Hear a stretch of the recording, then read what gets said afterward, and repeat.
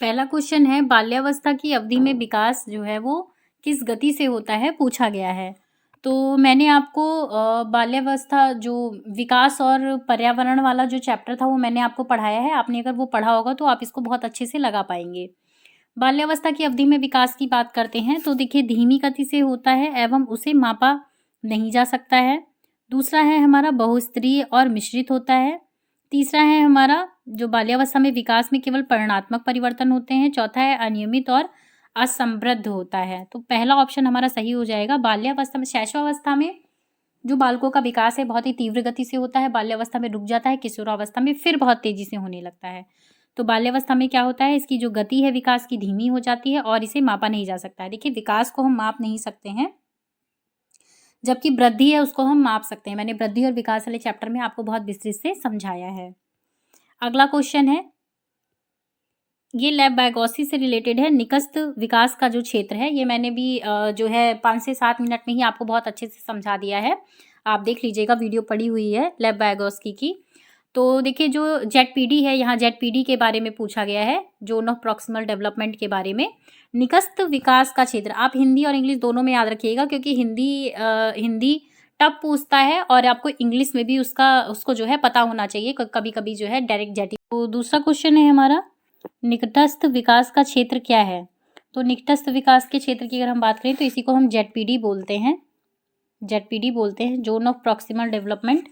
इसका जो सिद्धांत है, ये जो सिद्धांत है हमारा लैब-बायगॉस्की ने जो सिद्धांत दिया है सामाजिक सांस्कृतिक का, उसी के अंतर्गत इसमें हम रखते हैं। मैंने अपनी थ्योरी में आपको समझाया है जेडपीडी के बारे में। और 4 से 5-7 मिनट का वीडियो होगा, आपने नहीं देखा है देख लीजिएगा, सारे कॉन्सेप्ट आपके क्लियर हो जाएंगे। तो इसमें देखिए क्या है, बच्चे के वर्तमान स्तर पर स्वतंत्र प्रदर्शन और वयस्क व अधिक कौशल वाले समकक्षियों की सहायता से बच्चे द्वारा उपार्जित किए जाने वाले प्रदर्शन के मध्य का क्षेत्र है। दूसरा है विभिन्न प्रकार के कार्य जो कि अपनी आयु के अनुसार बच्चे को करने चाहिए परंतु वह नहीं कर सकता है। तीसरा है वह प्रक्रिया जिसमें शुरू में विभिन्न समझ वाले दो व्यक्ति समान समझ पर पहुंचते हैं। चौथा है वह प्रक्रिया जिसमें बच्चे समाज के वयस्क सदस्यों द्वारा निर्धारित विधि से कार्य करते हैं। तो ये क्या हो जाएगा, देखिए जेडपीडी क्या होता है, बच्चा कोई भी कार्य कर सकता है और उसको करने में उसको थोड़ी सी प्रॉब्लम हो रही है तो वो किसी अपने से ज्ञानी व्यक्ति की वो क्या करता है, हेल्प लेता है। जैसे मैंने आपको खिलौने का एग्जाम्पल समझाया था, आपने मेरे पिछले वीडियो नहीं देखे, आप उसमें देख लीजिएगा। बच्चा है, कोई भी खिलौना है, मान लीजिए ये खिलौना है, इसका एक पैर वो टेढ़ा जोड़ देता है ना। तो ये क्या करता है कि ये किसी की हेल्प लेता है, यानी किसी ने इसको हेल्प कर दिया कि इसको ऐसे नहीं, इसको इस तरीके से जोड़ो, तब ये जो है कंप्लीटली जुड़ेगा। तो जब ये उसकी हेल्प की जाती है उस खिलौने को जोड़ने के लिए, इस बच्चे को ये खिलौना जोड़ने के लिए जब हेल्प की जाती है, जो दूसरे द्वारा हेल्प दी जाती है, तो जो बच्चा कर सकता है और जो दूसरे की हेल्प से कर सकता है, ये जो बीच का स्थान होता है इसी को हम जेडपीडी बोलते हैं। तो ऑप्शन नंबर 1 हमारा सही हो जाए, यानी समकक्षियों की सहायता जो हम लेते हैं और उसके द्वारा हम प्रदर्शन करते हैं, इसी को हम जोन ऑफ प्रॉक्सिमल डेवलपमेंट कहते हैं। अगला है हमारा पियाजे के अनुसार, जीन पियाजे के अनुसार बच्चे अमूर्त संक्रियात्मक अवस्था में मतलब कि क्या करते हैं, परिकल्पित निगमनात्मक तर्क और प्रतिज्ञप्ति चिंतन करने में समर्थ होते हैं। केंद्रीकरण और अनुत्क्रमणी जो सोच होती है इससे आबद्ध हैं। संरक्षण, वर्गीकरण और श्रेणीबद्धता करने में सक्षम नहीं है। प्रतीकात्मकता और सांकेतिक खेलों में भाग लेना प्रारंभ करते हैं। तो देखिए जीन पियाजे ने कितनी 4 स्टेजेस बताई हैं, जिसमें लास्ट की स्टेज है अमूर्त संक्रियात्मकता वाली, है ना। तो इसमें क्या है कि बच्चे क्या है वो प्रतीकात्मक सांकेतिक खेलों में भाग लेना प्रारंभ कर देते हैं, यही होगा। पहली हमारी संवेदी गामक की थी, है ना, और जो हमारी थर्ड वाली है मूर्त वाली है, चौथी क्या है अमूर्त संक्रियात्मक अवस्था है। तो इस प्रकार से उन्होंने क्या है 4 स्टेजों के बारे में बताया है। अगला क्वेश्चन देखते हैं, लॉरेंस कोहलबर्ग के नैतिक विकास के सिद्धांत के अनुसार व्यक्ति किस अवस्था में है, वह विश्वास करता है कि वर्तमान सामाजिक प्रणाली को सक्रियता पूर्वक बनाए रखने में घनात्मक जो मानवीय संबंध है और सामाजिक वर्ग सुरक्षित रहता है। तो इसमें बोला है कि लॉरेंस कोहलबर्ग ने अपनी अवस्थाएं दी हैं, ठीक है, अपनी अवस्थाओं के बारे में इन्होंने बताया है इस तरह से त्रिभुज में इन्होंने अवस्थाओं के बारे में बताया है। तो इन्होंने क्या बोला है, जो इनकी अवस्था है उसमें इन्होंने बोला है कि किस अवस्था का, जो ये जो अवस्थाएं इनमें दी हैं स्टेजेस 1 2 3 4 इस तरीके से जो अवस्थाएं दी हैं, तो ये जो उन्होंने बताया है कि सक्रिय जो बच्चे बालक है ये सामाजिक प्रणाली को सक्रियता पूर्वक बनाए रखने के लिए किस मानवीय संबंध को रखता है, तो ये कौन सा हो जाएगा, तो ये सामाजिक क्रम व्यवस्था जो अभिन्यास है इसके अंतर्गत आ जाएगा। अगला है हमारा, हार्वर्ड गार्डनर के बहुबुद्धि सिद्धांत के अनुसार निम्नलिखित में से कौन सा जोड़ा बुद्धि के प्रकार और अंतः स्थिति अनुपालन संभावना के अनुसार सही है। तो देखिए हार्वर्ड गार्डनर ने कई प्रकार की बुद्धियों को बताया है, और ये स्थानिक बुद्धि मनोवैज्ञानिक में होती है, नहीं गलत है ये। और स्थानिक बुद्धि जो है ये किसमें, मूर्तिकार में होती है। अंतरा व्यक्ति विक्रेता में होती है, नहीं। भाषिक बुद्धि मूर्तिकार में होती है, नहीं। भाषिक बुद्धि जो है जो हमारे कवि होते हैं उनमें पाई जाती है। शारीरिक गति संवेदनता ये खिलाड़ी में पाई जाती है। तो ऑप्शन नंबर 4 हमारा सही हो जाएगा। अगला है हमारा, लेव वाइगोस्की के अनुसार पूछा गया है। लेव वाइगोस्की के अनुसार बच्चों के संज्ञानात्मक विकास में भाषा की एक महत्वपूर्ण भूमिका है। बच्चे भाषा अधिग्रहण यंत्र द्वारा भाषा सीखते हैं। बच्चों का संज्ञानात्मक विकास चरणों में होता है। स्कीमा के परिपक्व से बच्चों में संज्ञानात्मक, देखिए यहाँ लेव वाइगोस्की के बारे में पूछा गया है। लेव वाइगोस्की जो है ये सामाजिक अधिगम सिद्धांत इन्होंने दिया है, ये समाज को और भाषा को अधिक महत्व देते हैं। तो यहाँ पे क्या है, भाषा एक महत्वपूर्ण भूमिका है, यही हमारा सही हो जाएगा। अधिग्रहण यंत्र ये जीन पियाजे का है। बच्चे संज्ञानात्मक विकास ये भी ये सारी चीज़ें जो हैं स्कीमा ये सारी जो थॉट्स आते हैं चीज़ें हैं ये उन्हीं के सिद्धांत में बताई गई हैं। अगला है, एक प्रगतिशील कक्षा में शिक्षण अधिगम प्रक्रिया के दौरान अधिगमकर्ता का मूल्यांकन। तो यानी एक प्रगतिशील कक्षा में जो शिक्षण है उसका अधिगम की प्रक्रिया का मूल्यांकन कैसे किया जाता है। बच्चों के अधिगम में सहायक नहीं है, बिल्कुल गलत है। बच्चों के अधिगम में मूल्यांकन बहुत सहायक होता है। बच्चों की अधिगम अनुक्रिया में रुकावट उत्पन्न करता है, नहीं। हम बच्चे का मूल्यांकन उसके सारे उसमें करते हैं कि उसके जो उसके चहुमुखी विकास के लिए हमको उसका मूल्यांकन करना पड़ता है, इसलिए हम उसका मूल्यांकन करते हैं, तो ये उसमें रुकावट नहीं पैदा करता है। अभिभावकों को प्रतिपुष्टि देने के प्रयोजन से बेहद सफल, कम सफल व असफल विद्यार्थियों को पहचानने में सहायता करता है, नहीं। हम उसकी लेबलिंग नहीं करेंगे। अगला है, बेहद महत्वपूर्ण है क्योंकि यह बच्चों की समझ की जानकारी देता है और अध्यापिका को अपनी शिक्षा शास्त्र पर विचारने में सहायक होता है, यही हमारा इम्पॉर्टेंट है, यही हमारा हो जाएगा। ठीक है। अगला है, कक्षा में सभी लिंगों में जेंडर रूढ़िबद्धता कम करने और विकास के विस्तार की संभावनाओं को बढ़ाने के लिए प्रभावशाली पद्धति कौन सी है। तो इसकी पद्धति कौन सी हो जाएगी, ये देखिए, लिंगों में जैविक अंतरों की उपेक्षा आ गया है तो गलत हो जाएगा। उसकी हम उपेक्षा करना या फिर उसको अस्वीकार नहीं करेंगे। समाज में चित्रित लिंग भूमिकाओं को प्रबल करना, नहीं। एक ही लिंग की योग्यता समूह बनाना, नहीं। अलग अलग बच्चों को समूह में नहीं रखेंगे। क्रियाकलाप के लिए मिश्रित लिंग समूह बनाना और विचार विमर्श को प्रोत्साहन देना, यही हमारा सही हो जाएगा। अध्यापकों को एक कक्षा में बहुभाषा को क्या समझना चाहिए, तो जो बहुभाषा होती है इसको एक गुण और साधन के रूप में समझना चाहिए। तो बहुभाषा जो है इसको हमें एक साधन के रूप में लेना चाहिए। बाल केंद्रित कक्षा वह है जिसमें अध्यापक केवल पाठ्य पुस्तकों को ज्ञान के स्रोत के लिए उपयोग करता है, बिल्कुल नहीं। अध्यापक बच्चों को उनकी क्षमता के आधार पर वर्गीकृत करता है, नहीं। उनकी क्षमता के आधार पर हम जो है उनको केंद्रित नहीं करेंगे। अगला है हमारा, बच्चों के व्यवहार को निर्देशित करने के लिए अध्यापक पुरस्कार और दंड का प्रयोग करता है, नहीं। बाल केंद्रित शिक्षा इसको नहीं कहते हैं। अध्यापक लचीला है और प्रत्येक बच्चे की व्यक्तिगत आवश्यकताओं को पूरा करता है, यही हमारा सही आंसर हो जाएगा। इसी को हम जो है बाल केंद्रित शिक्षा कहते हैं, जो कि पूर्णतः बालक को देख के दी जाती है और बालक को केंद्र मानकर ही उसको शिक्षा प्रदान करते हैं। बालक जिस प्रकार सीखता है वही शिक्षण विधियों का हम प्रयोग करते हैं उसको सिखाने के लिए। अगला है हमारा, किस मनोवैज्ञानिक के अनुसार बच्चों के संज्ञानात्मक विकास में सांस्कृतिक उपकरण एक महत्वपूर्ण भूमिका निभाते हैं। तो सामाजिक उपकरण की यहाँ बात आ गई तो ये लेव वाइगोत्स्की का हो जाएगा। इन्होंने सामाजिक अधिगम का सिद्धांत दिया है, सांस्कृतिक अधिगम का सिद्धांत दिया है, जिसमें ये समाज को अधिक महत्वता देते हैं। जीन पियाजे का संज्ञानात्मकता का सिद्धांत है। BF स्किनर ने भी दिया है, आपने चूहे वाला जो एक्सपेरिमेंट पढ़ा होगा। और अल्बर्ट बंडूरा हैं, इनका भी सिद्धांत जो है आपने पढ़ा होगा। अगला है, आंशिक दृष्टि वाले विद्यार्थियों के लिए निम्नलिखित में से कौन सी अधिगम सामग्री उपयुक्त नहीं है। तो आंशिक दृष्टि वाले जो विद्यार्थी हैं इनके लिए पूछा है कौन सी नहीं है। देखिए, नहीं पे आपको बहुत ध्यान देना है। बड़े आकार की मुद्रण पुस्तकें, हाँ ये जरूरी होनी चाहिए, यहाँ पे नहीं पूछा है। और त्रिविमीय नक्शे और चार्ट, बोलती पुस्तकें, स्पर्श सूचना पट, छोटी मुद्रा वाली कार्यशीट, ये हमारा आंसर जो है सही हो जाए, क्योंकि ये चीज़ें नहीं होनी चाहिए, क्योंकि उसको कम दिखाई देता है। अगला है हमारा, समावेशी शिक्षा के पीछे अंतर्निहित विचार है। तो कौन सा विचार है?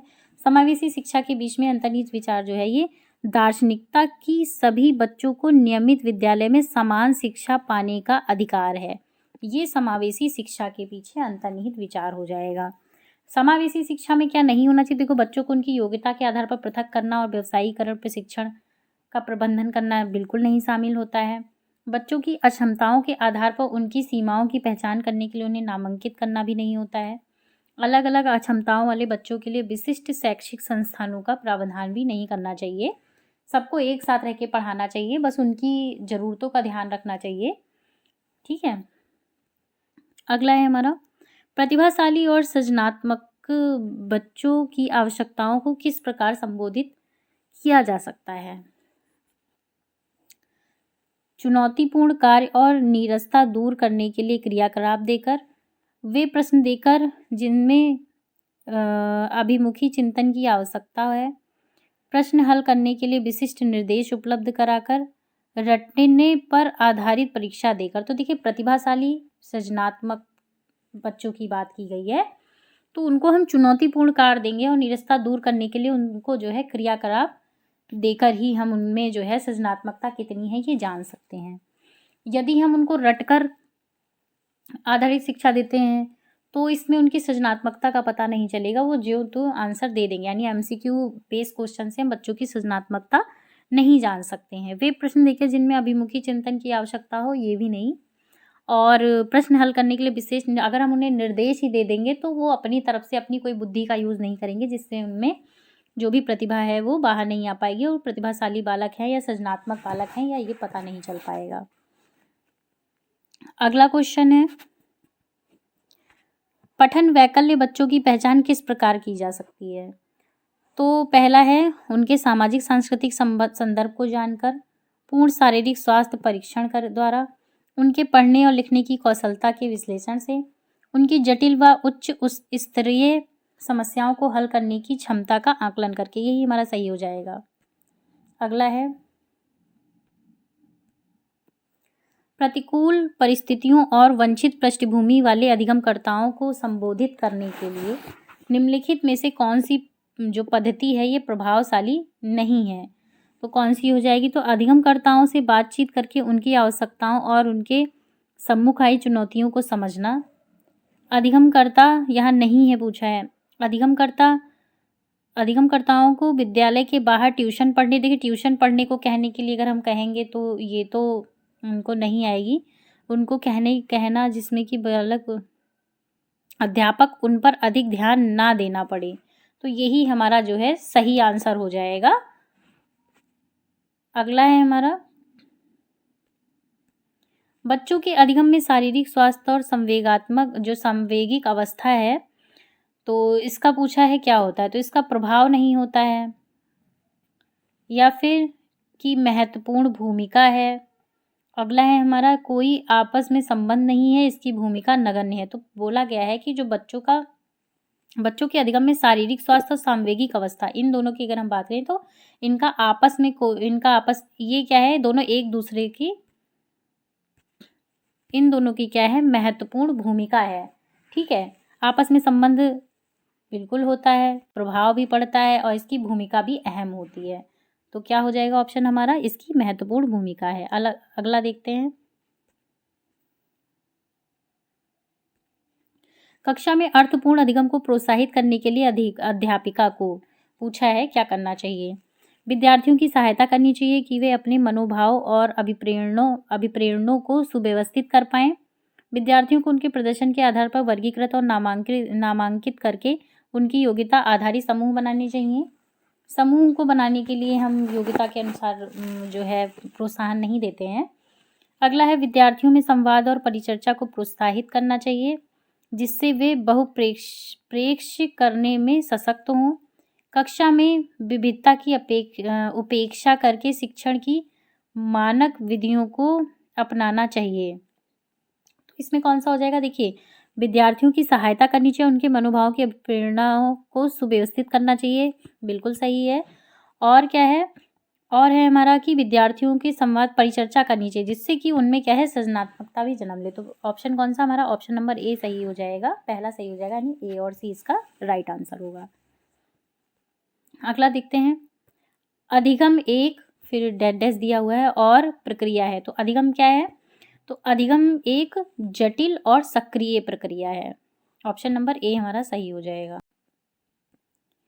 अपनी कक्षा में अर्थपूर्ण अधिगम को सुसाध्य बनाने के लिए अध्यापिका को अपनी कक्षा में सामाजिक, सांस्कृतिक, धार्मिक, भाषाई विविधता को क्या करना चाहिए दिया है, तो उसको समझने की कोशिश करनी चाहिए, उसको समझना चाहिए। ऑप्शन नंबर 3 हमारा सही हो जाएगा।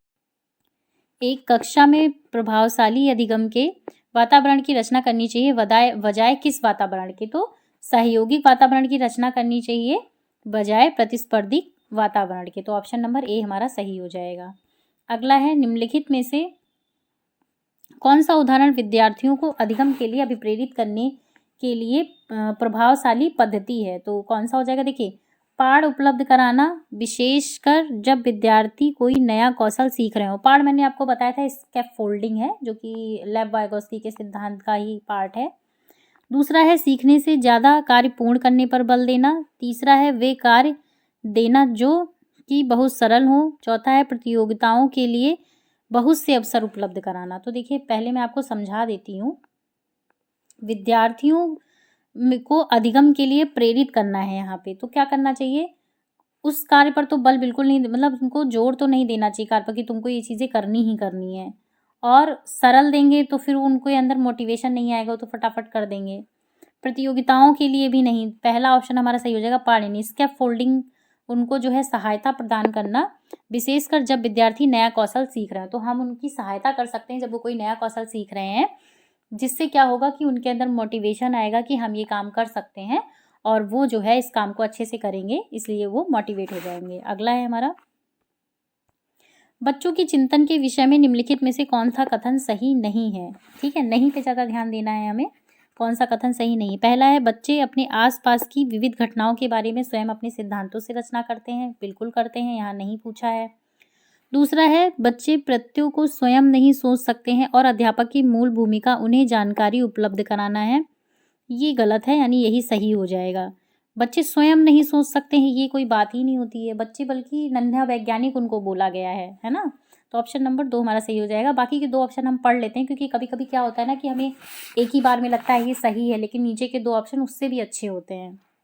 तीसरा है, बच्चे अपने आसपास की विभिन्न घटनाओं के बारे में सक्रियतापूर्वक सोचते हैं और उनमें छानबीन की लालसा होती है। देखो, बिल्कुल ये भी सही लग रहा है।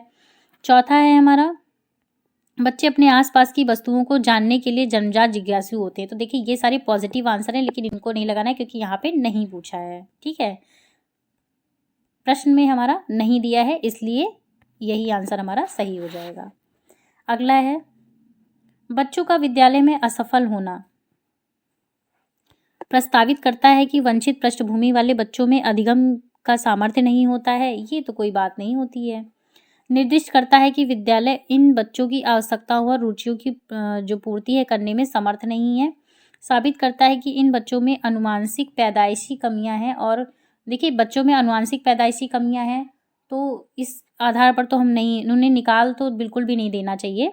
सूचित करता है कि अभिभावकों में अपने बच्चों के अधिगम में सहायता करने के लिए सामर्थ्य नहीं है। ये भी गलत है। तो ऑप्शन नंबर कौन सा सही हो जाएगा, ये ऑप्शन नंबर 2 हमारा सही हो जाएगा। ठीक है, कि जो है विद्यालय। देखिए कभी भी हम सीटेट को देने से पहले, सीटेट को जब भी हम देंगे तो हमको दिमाग में रखना है कि बच्चे की कोई गलती नहीं होती है, शिक्षक की शिक्षण विधियों में कमी है जिस वजह से वो बच्चे को नहीं सिखा पा रहा है।